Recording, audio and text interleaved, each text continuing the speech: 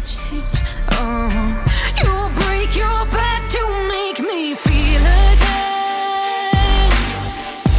Suffocate to make me breathe again. Lose your mind from endless pain. Some things never change, never change. Oh, redemption never came. I stopped asking for forgiveness, cause you should know only fools tread with the angels. Fear to go, but you keep trying to get too close.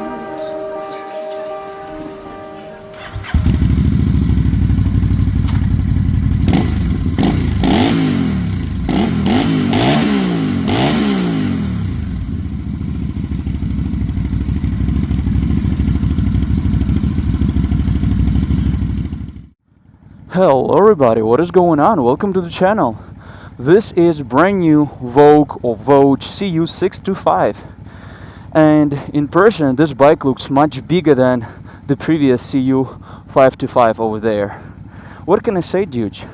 This machine looks very good.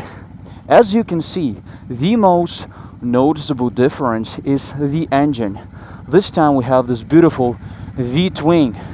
However, with this beautiful V-twin comes additional weight. So first off, let me speak about the engine. It puts out 61 horsepower and 61 Nm of torque.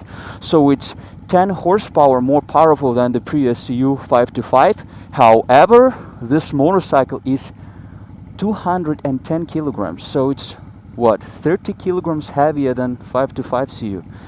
And for me, this additional increment in power would be definitely offset by this additional increase in weight. I'm not a huge fan of heavy motorcycles, but given that this is the cruiser, I feel like it's alright. VOGE also claims that this new engine is equipped with advanced cooling technology. They say it can significantly reduce engine heat. I only have a short time with the bike today. I can't fully test the claim, but it's definitely an interesting feature to explore. When I look at this bike, guys, as I've said, it looks bigger than 525. I just placed them as close as I could. So as you can see, CU625 has a different headlight. Well, and it does look longer. I don't know whether you can capture that or not, but it looks longer. It looks more massive. Yeah, it looks like a bigger bike. What else can I say? But they share the same attributes, the same suspension, the same brakes. The fuel tank is super massive. When I sit on this bike, like, it looks very, very good. Looks very substantial. And these handlebars are so wide, so nice. Feelings-wise, this is indeed a very big motorcycle. We have traction control system here. Menu over there, menu buttons.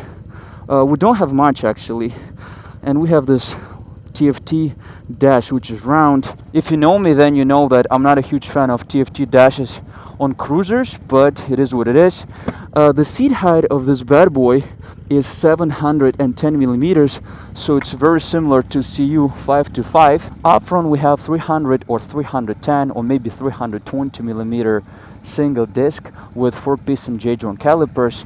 So brake wise, I believe that the brakes are just the same. And from behind, what do we have? We have 220 40 millimeter single disc with, I believe this might be 2-piston J-joint caliper, which is not too bad.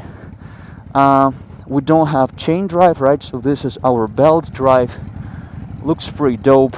As we can see, we don't have a monoshock, so we have a dual shock from behind.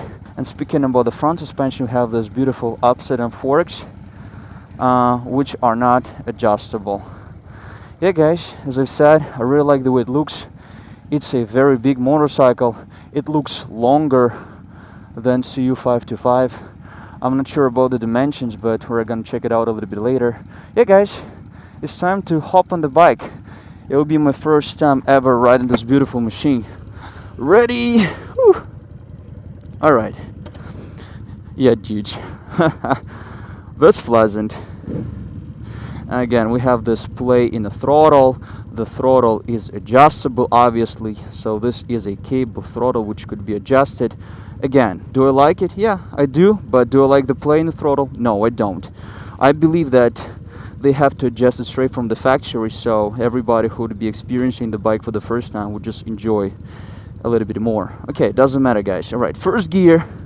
Whew, let's go. I don't know, did I mention or not, but the fuel tank is 16 liters. Oh, actually, dude. Oh. All right. Okay, 61 Newton meter of torque. That's not bad.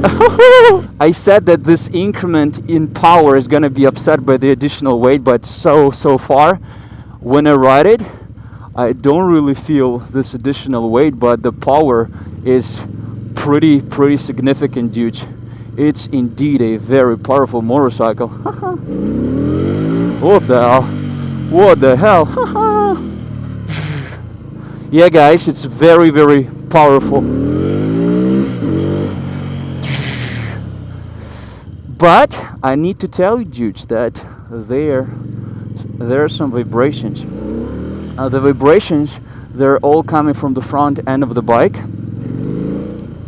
It's like, I don't know, it rattles a little, but the torque is very addictive. Let's try to brake as hard as we can. Well, you know what? Actually, brakes aren't as sharp as I thought.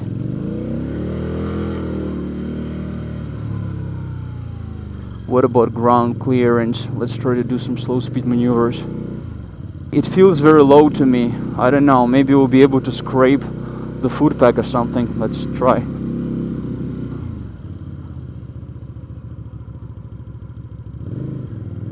Well, we didn't. Well, you know what? Actually, I was leaning the bike pretty aggressively just now, and it was good. Even though it's like what, 210 kilograms, but it doesn't feel heavy. Oh shit. Yeah, it's a fast motorcycle, my people. All right, let's check the gearbox. Second gear, third gear. The motorcycle is very torquey. I truly want to freaking scrape the foot pack. Wait a sec. Nah, dude, it's pretty good. So it feels very low.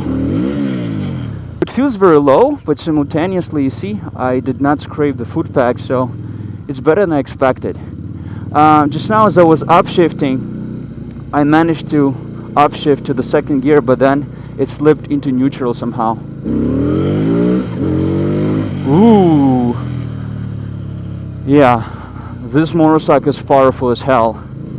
Even though this motorcycle is very powerful, this CU625 is powerful as hell, but it feels a little bit slower and less torquey compared to Cyclone. And it has a little bit more vibrations. The vibration doesn't come from the engine. It comes from the front end.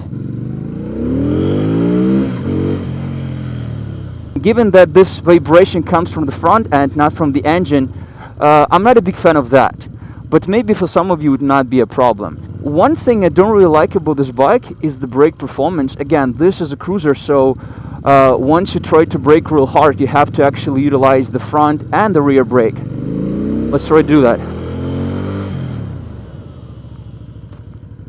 Well, yeah, we can still stop. It's not as good as I thought, but ABS is not actually intrusive. Let's try to stop and check what's going on. Okay, so neutral. By the way, we can find neutral super easy. So traction control. Okay, so as I press on it, I see nothing. I see no change. So this is a tangible button, so you can press it, but as I press, I can press it very rapidly, or I can just keep it pressed. Nothing changes. Okay, let's check the menu. All right, so it's very simple actually. What's that?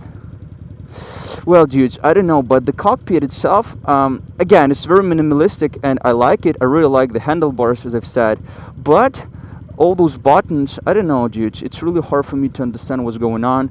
I cannot actually access the menu, and I don't really want to spend my time on that. But yeah, the dash is pretty small. Again, TFT dash. I wish this bike would have just an analog dash. I just don't really see why you'd put this tiny little TFT dash. It's not very bright, and I don't know. It looks good, but I don't know. I still prefer an analog dash. But dude, when I sit on the bike like this, it's a very, very beautiful motorcycle from this perspective. I really like it. These mirrors, they're pretty cool. The throttle response isn't as sharp, even though the motorcycle is very torquey. But it's just because of this play in the throttle, which is adjustable, so you can change it. The cockpit is very minimalistic, so all those buttons, I mean, they're not very intuitive, so I have no idea what's going on. You can change this, but that's pretty much it. Okay, by the way, let me check fuel consumption. Well, I'm not sure how to do that. Well, I don't know, dude. I don't really know how to check that. Okay, let's go further. All right, so far, do I like this motorcycle? Yeah, it's very fun. It's like your conventional cruiser, dude. We have a V-twin, which is powerful. This motorcycle will be heavier than CU625, which I don't like. But does it feel much heavier? Well, it feels heavier, but not by much, so it's not a big problem. Ground clearance is decent. I did not scrape the foot pegs or, I don't know, the bottom of the bike, so it's not bad. The bike feels very maneuverable, actually, for what it is. What's going on? So, yeah, guys, it's a good motorcycle, but am I as impressed as I thought I would? Well, not really. To be completely honest with you, dude, I liked Cyclone 600 a little bit more than this. It was a little bit more playful, a little bit more maneuverable, but this sounds better. So this motorcycle sounds like an authentic cruiser because we have this V-twin engine. Again, is it a better motorcycle? No, it's a great motorcycle. By the way, U-turn challenge, well, barely. For a person of my size, this motorcycle, you see, we keep on sliding into neutral. For a person of my size, this motorcycle feels very, very comfortable. Suspension is actually really nice, even though it's not adjustable, but this is exactly what I want from a bike like this. The official top speed of this bad boy is 170 kilometers per hour, which is not too bad. I'm not sure about the acceleration, but again, it's pretty freaking fast. But so far, I don't really like the vibration which comes from the front end. But the engine itself is rather smooth. As smooth as it gets for a V-twin. Alright guys, let's stop and let me talk about this motorcycle in details. Okay, neutral? Okay, no problem.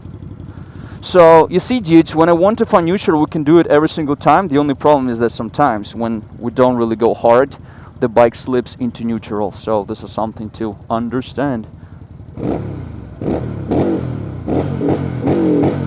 We have a soft limiter in neutral, which is very common nowadays. Alright guys, so what do you think about this bike? Is it a good bike? Yeah, of course. VOGE or Vogue, they never disappoint, but if I'm being honest, I did expect a little bit more from this bike because probably this CU625 over here was my favorite bike from the class. As we can see, it's a little bit smaller. It looks a little bit smaller. In the end of the day, it's like 30 kilograms lighter. I do prefer the exhaust pipes on the 625. These, they don't really look as good. But yeah, these two motorcycles, they're very similar. Again, guys, the dash is just the same. The cockpit looks very similar. The tank on 525 looks long, but it's a little bit more narrow. The seat looks a little bit different as well. The seat height is just the same, dude. So, I don't know, guys. If you love conventional cruisers, probably this is something you would like for sure because we have V-twin engine, right? But do I like it more than, let's say, some parallel twins? Let's say Cyclone 600? No, actually, Cyclone was a little bit better for me, but I'm sure that for people who buy those bikes, this V-twin engine is going to be the most important factor, right? Again, suspension, Nice, bouncy, resilient, swallows bumps pretty well, ground clearance, not bad at all, torque, really good, very powerful performance, comfort, top-notch comfort, dude. Feels very comfortable for a person of my size. Fuel consumption, unknown. We didn't manage to check it out, so the cockpit is not intuitive.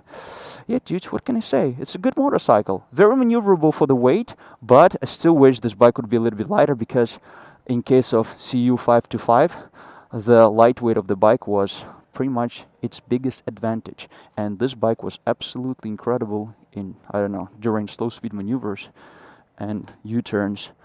So yeah, dudes, this was my first time ever riding this bike. I hope that one day I'll be able to bring it out on a street. We'll be able to measure acceleration, hopefully.